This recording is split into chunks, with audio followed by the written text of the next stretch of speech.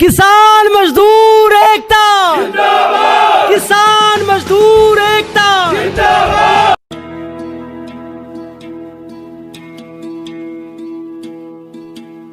है सुना ये पूरी धरती तू चला है, भगवान है कहाँ रे तू,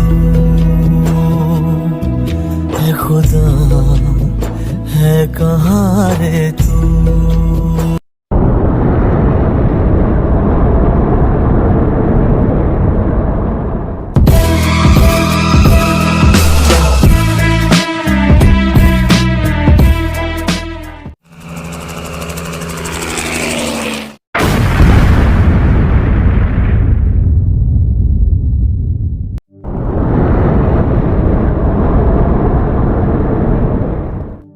सन 1994 में साइन हुआ।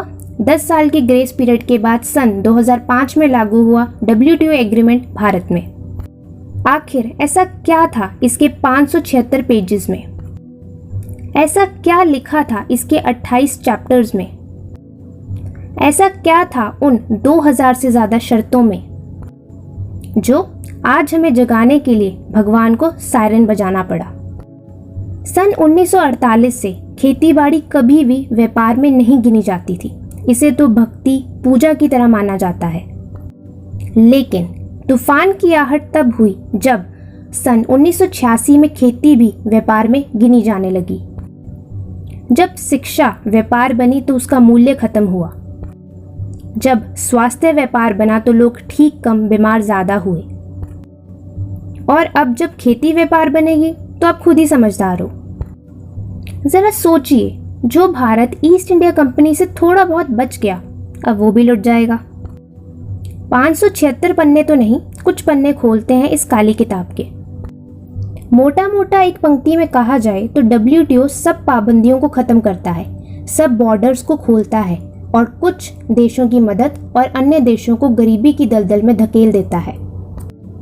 और ये WTO देश की संसद से ज़्यादा पावर रखता है। मतलब हमारी संसद सिर्फ नाम की है, चलती तो सिर्फ WTO की है।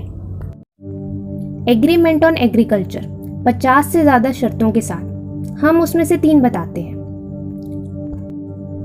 उससे पहले MSP को समझते हैं। MSP में सब्सिडी, बिजली, पानी में छूट, कीटनाशक में छूट शामिल है।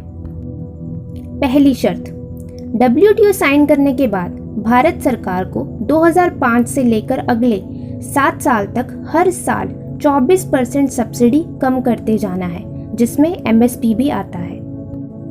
अंतर्राष्ट्रीय मूल्य हमेशा ही कम होते हैं क्योंकि पश्चिमी देश खूब सारा उत्पादन अंतर्राष्ट्रीय बाजार में भेजते हैं, प्लस उनके यहाँ किसानों को बहुत ही ज़्यादा सब्सिडी भी दी जाती है, जिस वजह से भी अंतर्राष्ट्रीय मूल्य कम हो जाता है।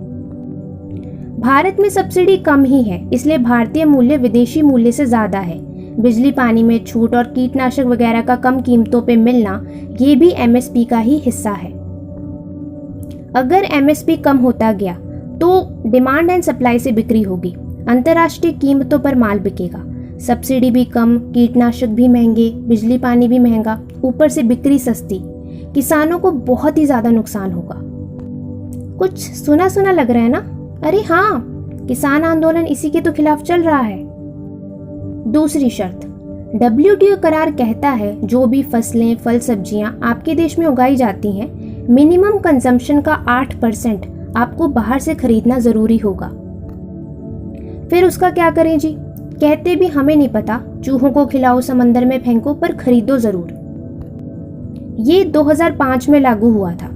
आज 2021 में भी भुखमरी बढ़ी ही है, कम नहीं हुई। WTO इसे मार्केट एक्सेस कहते हैं। बाहर से बहुत सारा माल आएगा, बेशक कीमतें तो कम होंगी। हाँ, खाने वाले को फायदा होगा, 1 बार होगा, 2 बार होगा, फिर पैसे ही नहीं बचेंगे तो फिर क्या खाओगे? एक बार सस्ता खरीदा और खेती खत्म हो गई, दूसरी बार सस्ता खरीदा तो पता नहीं, शायद हम ही ना रहे। तीसरी शर्त, WTO करार कहता है कि अगर बारिश ज़्यादा हो जाए या सूखा पड़ जाए तो कोई भी राज्य सरकार, केंद्र सरकार अपनी मर्जी से कर्ज माफ या किसी को भी किसी भी प्रकार की आर्थिक सहायता हमसे पूछे बगैर तो नहीं कर सकती। बाकी हमारी मर्जी है हम इजाज़त दें या ना दें, हाँ करें या ना करें। बस यही लिखा है WTO में और साइन भी किया है भारत सरकार ने।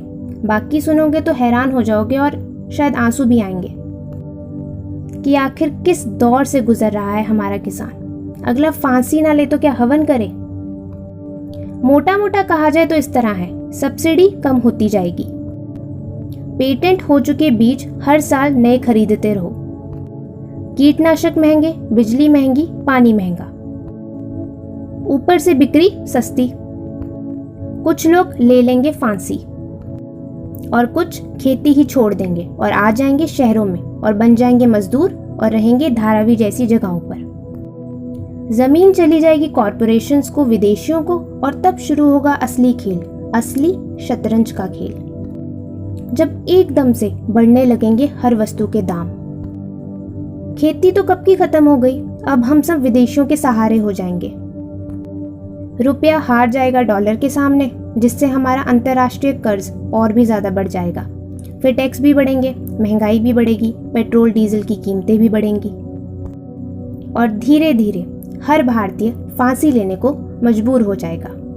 जिंदगी मौत ना बन जाए संभालो यारो, जिंदगी मौत ना बन जाए संभालो यारो, खो रहा चैनो अमन, खो रहा चैनो अमन, हाँ मुश्किलों में है वतन,